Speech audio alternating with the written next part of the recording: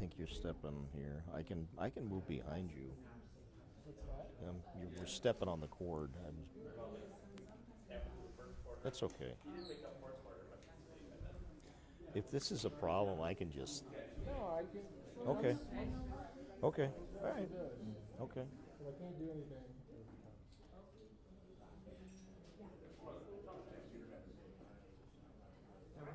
We're saying that already. We're saying it already. So we don't have a whip today, right? Because it's Monday. Oh, that's true. Yeah, but I still got to do my VVs. See you.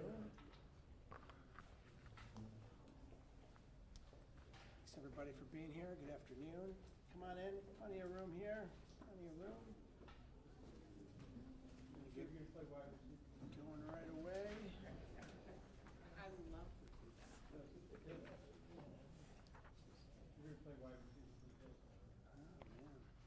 In my old St. Joe's cleats on, sure. All right, good to see everybody. Thank you so much. Appreciate everyone being here. Before I begin, I just want to start by saying thank you and recognize the people of Western New York who have poured their hearts out to our community, our region, our nation in this time of need. Western New York has stepped up during this extraordinary time in extraordinary ways to put food on the table of people in our region. I want to thank Catherine Roberts of the Resource Council of Western New York for hosting us here today. We're going to hear from her. And the tireless work that they do here at the Resource Council, too often thankless work that they do for our community. I want to recognize our friends and colleagues in government, Councilwoman Zanetta Everhart and Legislator Lawrence Dupre, as well as representatives from organizations like the Resource Council that are boots on the ground, on the front lines, making a difference in our community each and every day. Brandy Haynes, the Chief Programming Officer for the Communication Action Organization of Western New York, CAO. Lenny Lane, representing the Fathers Organization, and Frenchelle Parker, Executive Director of Open Buffalo. Food pantries, local community centers, houses of worship, and neighbors are showing up in a time of crisis. Nowhere is that more evident than right here at the Resource Council, an anchor in our community, a lifeline for so many families, and a model for what community-driven support looks like. The Resource Council shows us what leadership looks like when it hits the ground, meets people where they are, and creates real pathways to stability and security. By filling gaps, stocking shelves, and serving meals, the City of Good Neighbors is proving yet again that our community takes care of one another during times of need. While our neighbors are doing what we can to fill the gap in nutritional assistance funding, congressional Republicans have refused to govern or negotiate in good faith. And the Trump administration is actively working to avoid its legal obligation to release the funds that will feed 42 million Americans this month. A federal judge in an appeals court ordered the Trump administration to release November SNAP benefits in full. The funding is there. The authority exists. The need is beyond clear. And yet, instead of complying with the law, earlier today, the administration has appealed the decision all the way to the Supreme Court and continues to block emergency food assistance for families who are legally entitled to it. This isn't a budget crisis. This isn't a funding issue. This is a moral choice. A choice by the Trump administration built on cruelty. And it is wrong. And it's happening in the middle of the longest government shutdown in American history, caused by House Republicans who walked away from Washington on September 19th, 52 days ago, shut down the government on October 1st, and have refused for 41 days to negotiate since that shutdown began, have refused to offer solutions or do the bare minimum required to govern. Here in Western New York, 1 in 5 households rely on nutritional assistance. Those are children, seniors, veterans, workers, and families who are already paying more for groceries, utilities, medication, and rent. People who are doing everything right and still being stretched past the breaking point. In the richest nation in the history of the world, food should not be a political bargaining chip, nor hunger a negotiating tactic. Western New Yorkers will help our neighbors as we always do. We should not be forced to do so, though, by a president who's playing politics with people's lives. Our community and the people of this great nation deserve better than what this administration is giving us. So we're going to stand together. We're going to stand up. We're going to fight for the people of this great nation. We're going to make sure our community doesn't go hungry. And we are going to work, as we always do, as a city of good neighbors, to put food on the table of the people of this great Western New York community. And we're going to do it together in partnership. And the partners that we have here, I couldn't be more proud to not just call leaders in the community, but my dear friends. And with that, I'd like to turn it over to our host, Catherine Roberts, the president and CEO of the Resource Council of Western New York. Catherine?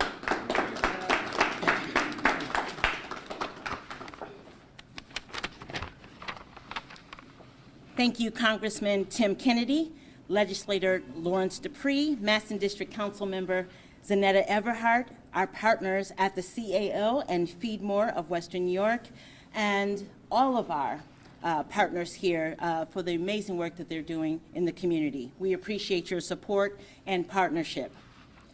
As food insecurity continues to rise throughout Buffalo and its surrounding areas, the Resource Council of Western New York is committed to addressing the growing challenges related to hunger and nutrition by standing in the gap for our neighbors in need. Although we provide access to daily nutritious meals and snacks in our youth programs and a frozen congregate meal program for seniors in partnership with the Erie County Department for the Aging, it is simply not enough. We're grateful for the CAO food pantry that is located inside our center. But when it's closed, the Resource Council of Western New York relies heavily on food donations to help support our most vulnerable individuals and families when access to other resources at our center are not available. We could really use the support of the City of Good Neighbors, and we're leaning on our corporate and community partners more than ever before to help us meet the need, the increased need, through our Care to Give drive, to collect non-perishable food items, baby supplies, and basic hygiene necessities to sustain our distribution efforts and help those in need at our center through the end of the year. If you can help and you care to give, please visit our website at www.rcwny.org or contact our center at 716-783-8259 or by email at info@rcwny.org. The fight to address food insecurity is not asking for a handout. It's lending a hand up in this time of great need. And it will take all of us to make a real difference. Together, I know that we can. Thank you so much. Next, I'd like to introduce my good friend, Lenny Lane from the Fathers Organization, who, again, a frontliner in the community in so many ways, including helping to provide food security for families across the Western New York community. Lenny? Thank you, Congressman. Thank you. Thank you. Thank you, Councilwoman Zanetta, Councilman Dupree, Captain Roberts. Thank you so much. Thank you. God bless you. We are in this together. We are family here. We are family, and we hope to get through this like we have gotten through everything else that's been thrown at the city of Buffalo. Buffalo has rise to the occasion again. Beacons, blue beacons of hope. Our community food drive, we launched it today in the various different firehouses throughout our city and throughout our community. Buffalo, New York, known as the city of good neighbors. Buffalo has endured and overcome challenge after challenge, from devastating snowstorms and the tragic Tops Market massacre to the hardships of the global pandemic of the snowstorm. Through it all, our community has demonstrated unshakable resilience, rising to the occasion time after time, again with compassion, strength, and unity. In the same spirit, the Buffalo Fathers Group, in partnership with the Mobile Response Team, Bethesda World Harvest International Church, Mid-City Furniture, Resurrection Church of Life, the Tri-Main Center, the Harbinson Brothers, and other community partners is launching this blue beacon of hope in our community. It's a drive within partnership also with the Kansas Mobile Pantry, Cold Spring Community Foundation, and their soup kitchen, working together to get through this shutdown. As the community faces the challenges brought by the shutdown of the Supplemental Nutritional Assistance Program called SNAP, this initiative will collect canned goods, dry goods, and other non-perishable food items support the families across the city of Buffalo. The Blue Beacon of Hope donations barrels will be strategically placed at firehouses, businesses throughout our community, and organizations across the city, making it easy for residents to contribute. Our community has never backed down in the face of hardship. Together, we can once again rise to the occasion, ensuring that no family in Buffalo goes hungry. With dignity, compassion, and unity, we will continue to be a city of good neighbors. Thank you again.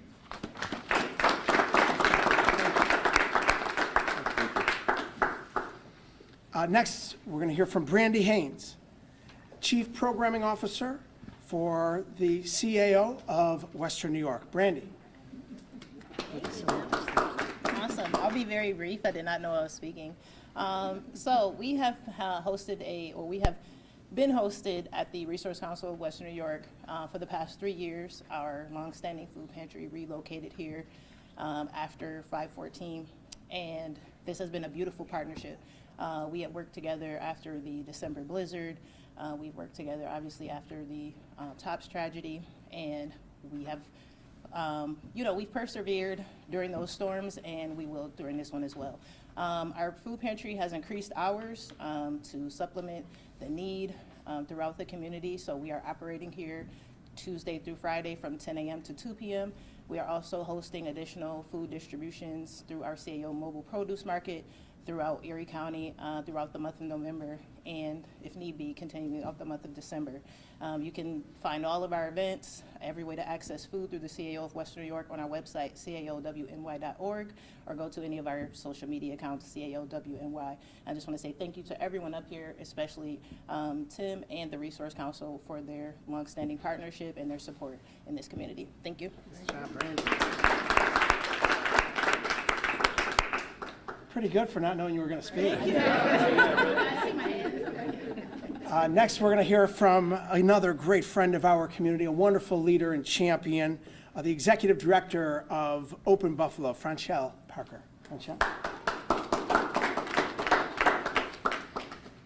Good afternoon. I'm the Executive Director of Open Buffalo. We're a community-based non-for-profit that's focused on civic empowerment, leadership development, and ensuring that every family has what they need in order to thrive. I'm standing here today, I'm horrified by what is happening in our country. We are not a food distribution organization. We are not some of the other folks that you've heard here today. We're focused on civics. But time after time, again, Open Buffalo is called to pivot our day-to-day operations in order to stand in the gap to make sure that our residents are fed. That's the most fundamental human right across the globe, is to make sure that folks have access to food.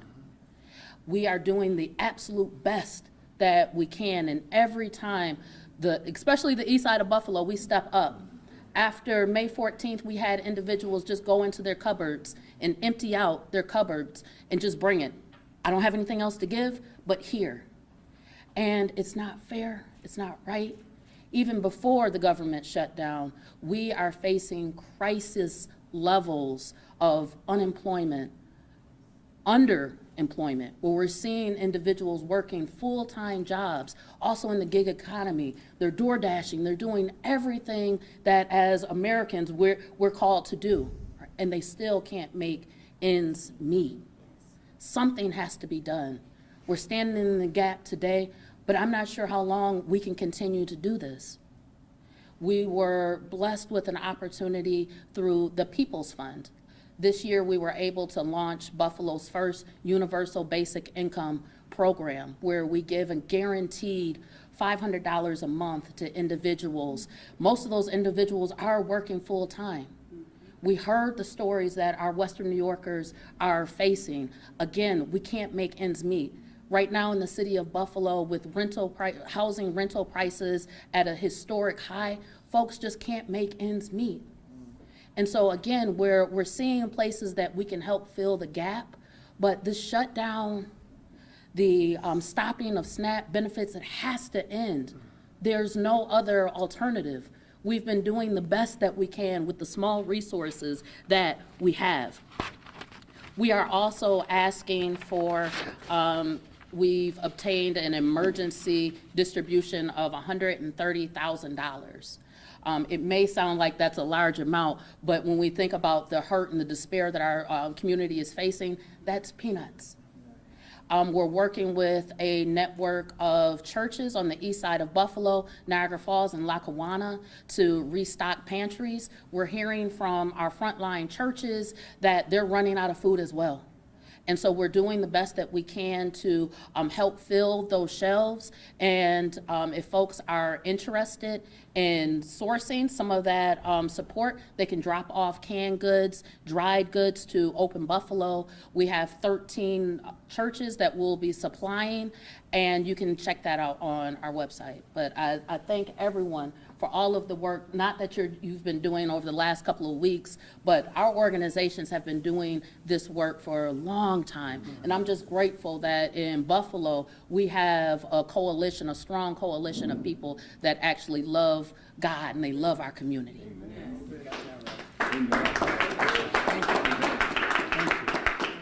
Thank you. Next, she needs no introduction. She is doing so much for our community, as she has for many, many years. And I've had the great opportunity to see her in action in my office for many years before the world got to meet her, and now seeing her continue that incredible work down as the councilwoman for the Maston district that we're in here today, and that is none other than Councilwoman Zanetta Everhart. Thank you, Congressman. You know, everything that has been said here today bears repeating, right? Especially, I want to echo what Catherine Roberts said, and that, you know, getting access to SNAP benefits is about a hand up, right? And that is exactly what it is. I remember when I received SNAP benefits, right? What was I doing? As it's reported in the news and on social media, I wasn't laying on my couch at home every day, right? I wasn't lazy. I was working 2 jobs, and I was a college student with a kid. I was doing a lot when I was receiving SNAP benefits. And I was doing all those things because I didn't want to need SNAP benefits, right? That's what that is about. We are helping people to help themselves. And that is what America is supposed to be doing, right? That is what our Constitution says. That is what the vision of who America says that we are, is that we help people. We build people up. This is the land of dreamers. But it doesn't feel like that right now. What is happening right now is absolutely disgusting. It's food. We have to feed people. We have to feed our seniors. We have to feed our children. How else are they going to grow up and run our country if they are hungry? It is really, really heartbreaking right? And I just want to thank our congressman for continuing to hold the line and keep the pulse on this issue, because we can't just have one press conference and talk about it. We have to talk about it every single day. I want to thank Catherine Roberts and the Resource Council. I want to thank CAO. I want to thank Lenny Lane and the Fathers Group. All of these groups in our community continue to pour their hearts out. And these are nonprofit organizations. They're not making millions of dollars a year. And they are doing this work 24/7, 24/7. While we have billionaires who, over the last 52 days, have been able to feed their families, they're not scared about where their next meal is gonna come from. But these organizations behind me, the people out in the community, they are scared. They are truly, and they should be scared. Because what type of life is that if you can't feed your family? And so thank you, Congressman, again, for keeping your foot on this. Thank you for continuing to scream and raise the alarm about this. We as a community have to continue to fight against this nonsense. We have to feed our family. We have to feed our babies. Thank you. Thank you, Councilman. And finally, last but not least, coming off a big victory on Tuesday night, he has been a tremendous champion for our community, and that continues, and that's Erie County Legislator Lawrence Dupre.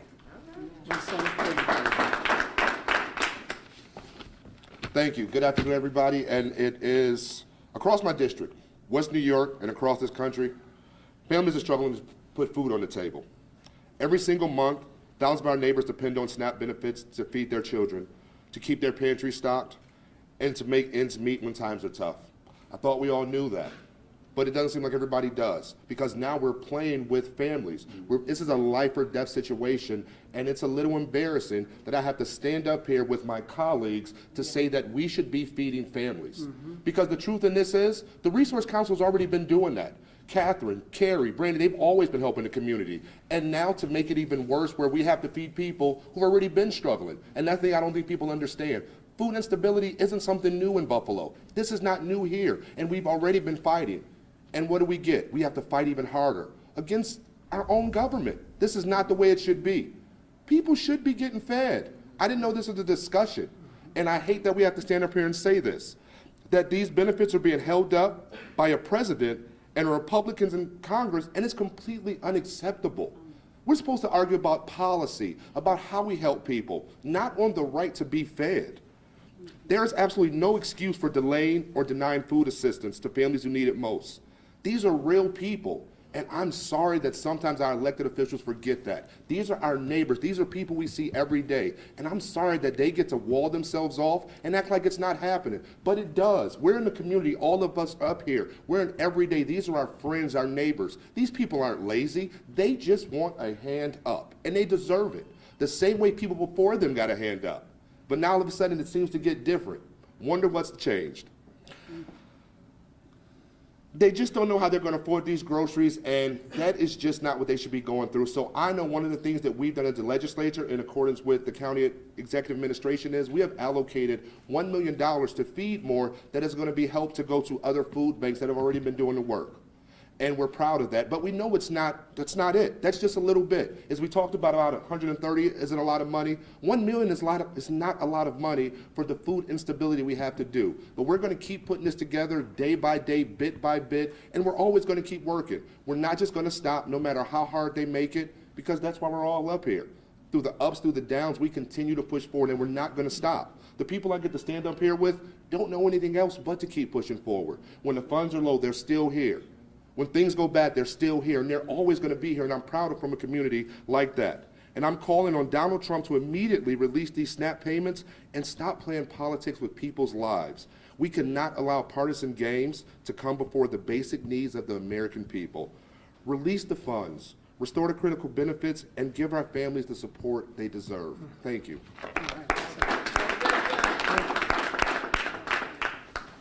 With that, we'll open it up to any on-topic questions. Congressman, there's so much confusion as of today. Did New York State release some of these SNAP benefits, and are they being held again? I mean, it's very confusing because it's also like a state-by-state issue too. Well, what I can tell you is that this president is playing politics with people's lives. They are ripping food off the table of millions of Americans.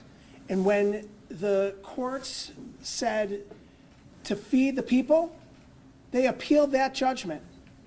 And then when the court ruled once again over the weekend that full payments, not just partial payments, ought to be made to the 42 million people that depend upon these funds to put food on the table for their families, this administration just this morning filed an appeal. Shame on this president, and shame on congressional Republicans that are enabling him to do this to the American people. It is wrong. They are playing politics with people's lives. People are going to go hungry because of the decisions that have been made by this administration. It's outrageous and unacceptable. And the people of this country deserve better. Is this number one topic that your office is getting flooded with calls right now? We've been on the front lines, our entire community. We've all been hearing about it. There is an incredible need in our community. People are hurting, people are suffering, people are having difficulty already with an exorbitant amount of resources necessary to pay for their groceries, with a skyrocketing cost of rent, skyrocketing cost of paying the bills, utilities, keeping the lights on. And all of a sudden, a full-on frontal attack on healthcare in this country, and people getting kicked off by the millions of their health insurance, and others being forced to pay, on average, 30% more for their health insurance. Premiums, deductibles, copays. There is a affordability crisis in this country brought on by this president and congressional Republicans. And on top of all of that, during this difficult time in America, they have now made funding resources for food for millions of Americans a bargaining chip. It's disgusting. And it shouldn't happen in today's America. It shouldn't happen anywhere. Mr. Kennedy, Yeah. Related to the government shutdown, the Senate had its first test vote 60-40 on a tentative deal. Democrats, including Senator Schumer, are holding back. They want to preserve ACA tax credit. How do you see this progressing in the Senate? And if it ends up in the House, do you see a deal? What the Senate, along with congressional Republicans, have put forward in a backroom deal is a total betrayal of the American people. It continues an assault on health care in this country. Millions of people will lose their health insurance in this country. And tens of millions more will be forced to pay skyrocketing costs of premiums, deductibles, and copays. It is wrong and it's unacceptable. It's a bad deal for the people of this country. And it's no deal to me, and I'll be voting no. I had a elder call me last night crying that she needed food because I'm with the fathers. Yes, sir. And it's hard and it hurts because I can't help it. And I just wonder, what can we do the more to help the people? Like, Thank you. People is really upset about that. Yeah. I get calls every day. Like, Yeah. I don't know what to do. First of all, thank you. Thank you for being on the front lines. We need people like you, the Fathers Organization that we stand with here today, again, and all of these other organizations doing God's work, feeding the people of our community in a time where there's desperation that's out there. We're hearing it every single day. People are hurting. People are suffering. And the fact that they're ripping food off the table of hundreds of thousands of people in Western New York and tens of millions of Americans is despicable. And people deserve better than that. So to have organizations like the Resource Council, to have the Fathers Organization, to have Feed More, to have CAO, to have these amazing leaders that are standing here with us today, but most importantly, the generosity of the city of Good Neighbors and the community of Good Neighbors stepping up in a time of great need, it's inspiring. And quite frankly, I think our community is a model for the rest of the nation. Speaker Johnson, as you may be aware this morning, said to all my colleagues, Republicans and Democrats, you need to begin returning right now to the Hill. We need to deal with this as quickly as possible. You already said you're going to vote no. What would you say to the Speaker saying within 36 hours, I don't think it's right now, but he's saying there'll be a formal notice of a 36-hour vote coming up. What would you say to him? Well, first and foremost, I think the Speaker of the House of Representatives, Mike Johnson, has lost total credibility in this process. A shutdown of 41 days and another 11 days shut down because they canceled votes since September 19th and have gone on a taxpayer-funded vacation. Now he's going to call back the House to vote on a bad deal for the people of America that's going to rip away their health care. Shame on him and shame on anybody that goes along with this betrayal on the American people. What would you say to the public, though? This seemed to ratchet up, obviously, with the flights. People are concerned about Thanksgiving vacations. That seemed to be something that nudged this along. What would you say to your constituents who maybe want to go somewhere for Thanksgiving, were worried about the shutdown continuing? The 8 Democratic senators, well, excuse me, one's independent. Those 8 senators said, nothing's going to change here if we keep this going. What would you say to them and to your constituents who maybe want travel plans? Well, first of all, what they did to the people of this country by shutting down flights across this nation is not only unprecedented, but it is terribly and horrifically shameful. It's evidence that they just don't care about the people of this country. And this president and his administration made a calculated decision to cut flights across the country by 10% that created delays by the thousands and cancellations by the thousands across this country. And they didn't have to do that. Congressman, they've never done it before in the history of this nation. No president in the history of this nation has ever called for there to be cancellations and delays in flights. And what they did is they used it as a bargaining chip on a negotiation to put American people at risk, just like they're putting people at risk by taking food off their table. It is wrong. It is a calculated, cruel, inhumane decision to take food off the people of Americans, and at the same time, while they're creating chaos and dysfunction across America by impacting people's travel plans, it's just wrong. There's no other word for it. Was it a safety issue, though, do you think, at all? Because they were saying these air traffic controllers are getting stressed, they're not getting paid, some of them have to get other jobs. I mean, whoever's to blame here, I'm just saying, was that also a safety issue there with the decision to cancel some of these flights? First of all, since day one of this shutdown, I have foregoed my salary. So I have not taken a penny. I have a check at home, it says $0. That's to stand with the workers.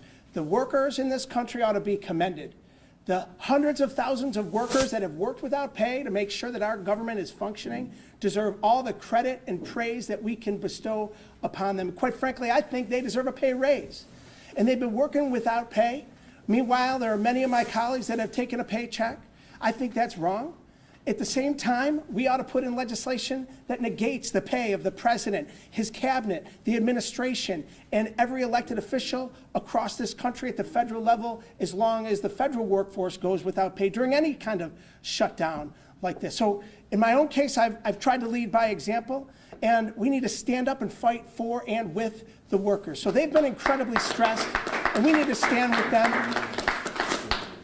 But what the president did and what his administration did to the people of this country by using air travel as a bartering chip, by in an unprecedented way, for the first time in history, cutting flights and delaying flights by the thousands to create chaos and dysfunction, was absolutely wrong.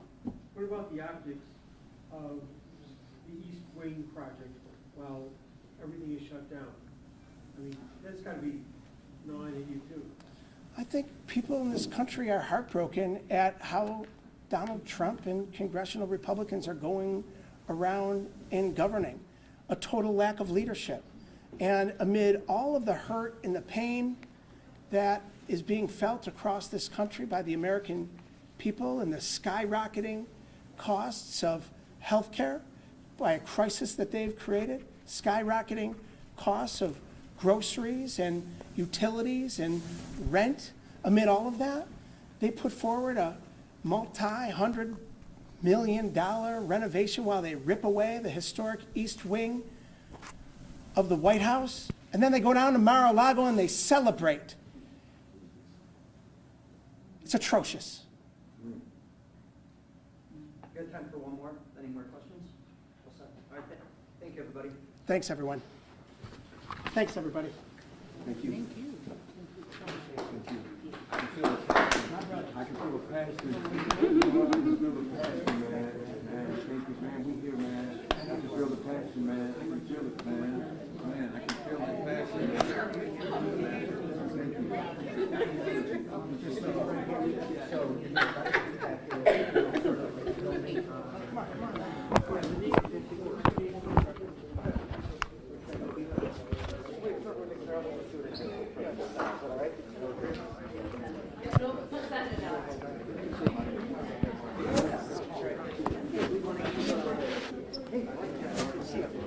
Spotlight on this issue. So it's one of those things that, you know, is, it's been a long time coming, as you know. Yeah, I mean, oh my God. Well, and with the VA scandal that happened last year, with top leadership letting go and stuff like that, brought in the former